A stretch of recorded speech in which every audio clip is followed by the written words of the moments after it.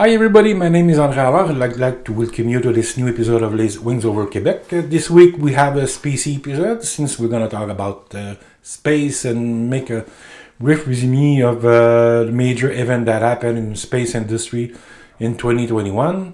But first, I'd like to remind you, you can subscribe to our YouTube channel at the bottom here. You like this episode, you click like. I'm not asking for charity, but just to click generously, because this is helping me and the channel with the YouTube referencing system. Also, I have some few episodes already done. This is not the first one, since we have to reduce our social media contact during this holiday season. Then you may have more time, and then looking into podcast and YouTube videos. It meets all of the actual sanitary measures, so you can do it as much as you want. Okay, daily subject. Today's subject is space. Space. What are the major events that happen in space that I've kept in mind, for instance, in 2021? And the first one that happened was in February when Telesat Canada gave an order to Thales, a multi-billion-dollar order to Thales, to build 298 satellites for the Lightspeed constellations. This constellation of satellite would be low-orbit satellites. They'll be used to provide high-speed internet all over the planet. This is not the only application, but that's the most known by people, but there'll be a lot more application with the Lightspeed constellation. The difference between SpaceX is that the size of the satellite are a lot bigger. They have a lot more capacity, and they'll be linked to each other with optic signal, and they will be able to transmit information between each of them, so that will increase their capacity. So from the ground, you won't see much difference between SpaceX and Lightspeed in terms of efficiency, but it's going to be cheaper to launch 298 satellite only, and it takes a lot less time to do it. So first satellite should be assembled by the end of the 2022. And it's MDA, the Canadian company, that will assemble them here in Pointe-Claire, Montreal, their facility. They will assemble the satellite, beginning the assembly by the end of the year.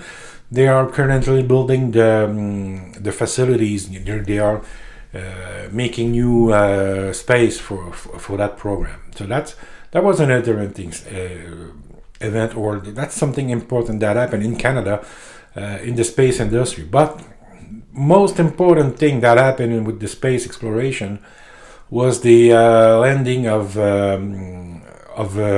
Perseverance on the Mars surface in February, and few weeks later, Chinese did the same. They also sent a rover on the surface of Mars. So there was kind of both American and Chinese space agency were almost even, in terms of capacity at that point. But Ingenuity came in April, and Ingenuity is a small drone helicopter that weighs 1.8 kilogram on Earth, and that was built in the intention to explore the possibility of flying helicopter into the Mars atmosphere, and that was a successful event. Ingenuity, once the NASA started giving briefing to media about Ingenuity in upcoming flight, there was 5 flights scheduled for Ingenuity at the beginning, And NASA said that if Ingenuity was successful with the first flight, then it would have succeeded 90% of its mission on Mars. So far, we're above 15 flights, and it's amazing everything they've been able to do with that little drone. You have to remember, because of the distance between Mars and Earth, NASA cannot have any control on the flight while it happens, okay? So they have to pre-program the flight and then hope for the best that it will be done successful. And data start to come on Earth many minutes after the flight is completed. So if something goes wrong during the flight, there's no possibility of human intervention in it. So that is autonomous flying system that NASA is working with that system, and I find it very. NASA was very successful in developing a very small autonomous flight program using the Ingenuity CPU. Now, on Ingenuity, the CPU that has been used is one like that is commonly used in cell phones. We're talking about of 2 gigs flash memory, and well, let's say 32 gigs memories and 2 gigs in flash memories. That's not a lot if you compare to other computers that we have, or CPUs we have on it right now, and we have a much bigger and capable computer. But the goal was to make a small helicopter, very light helicopter. So NASA had to work with with a lot of constraint, weight constraint, and so capacity in terms of programming. And even though they've been able to successfully make the helicopter fly for many flights, and even if incident happened during those flights, the programmation was good enough, the fail-safe system was good enough that the drone kept itself stable and was able to make a stable landing. So they didn't lost the drone. That is a very interesting point of view, because NASA's goal is not only to explore space, but they also have to do some R&D in the aeronautics field, and Ingenuity is a good example of that field being developed, because programming for Ingenuity is going to be used and expand for the next drone, because that is for sure. Now, all the success they had with Ingenuity, that is for sure that there will be another drone flying over in Mars atmosphere in 7 years from now. It's probably going to be bigger, going to carry some more payload, and it's going to have some more autonomy, because right now Ingenuity can only fly for 90 seconds, 120 seconds maximum.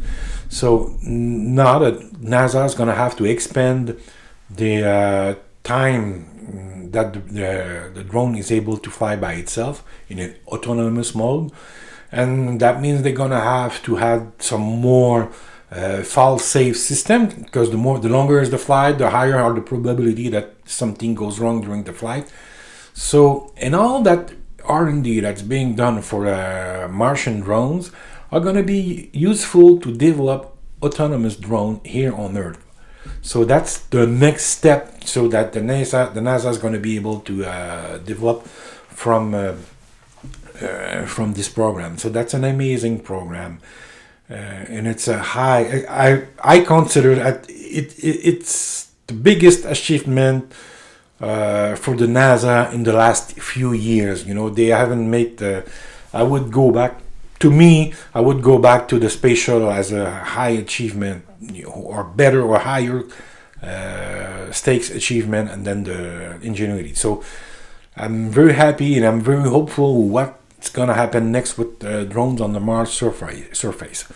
Now, NASA is getting ready to launch its first spaceship for the Artemis program, which is leading to having some human back on Moon. And then also there will be a gateway, will be a space station orbiting the Moon, and that will be used as a relay for further expansion of the exploration. So that is the next thing coming up, and the SpaceX has been selected by the NASA to develop the spacecraft that will bring humans from Earth to the Moon. And I must say, it's flabbergasting to see all the success that has gone with the SpaceX, all the Falcon booster. I mean, the Falcon rocket is a high success. And then what they're doing right now is they're taking the Falcon 9 and they're making the booster that's our different size Falcon rocket. They're reusing it as much as they can, and they're trying to build up. So spaceship should do her first orbital flight in 2022. And within 2 or 3 years, we can expect to have human on board spaceship going, maybe not on the surface of the Moon, but around the Moon with on board the spaceship. That's coming up. So really, SpaceX has been rocking. That's the word. They've been doing fine in development of new launch system. And they're ahead of anybody. Nobody is close as right now, as close as SpaceX is to launching human in space for longer flight. So they're the one who, at this point, I would say they are the one who have the higher probability of having an interplanetary launch system that would bring human to Moon, but also to Mars. So they're the one.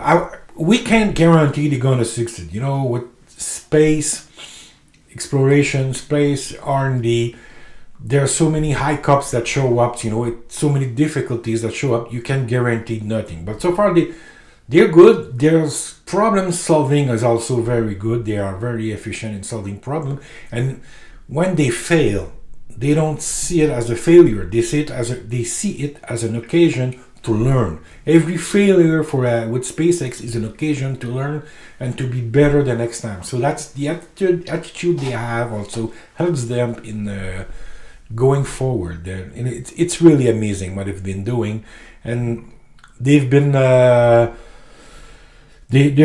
and major companies like Grumman, Northrop Grumman, Boeing, Lockheed Martin are trying to cope to catch up with SpaceX, but they're not there. No, they're losing ground to SpaceX. That's my vision of the thing right now. So that's going to be interesting. 22, 23, what's going on with space, but I found this we're in a very interesting period of time. Within 16 years from now, there should be human on the surface of Mars.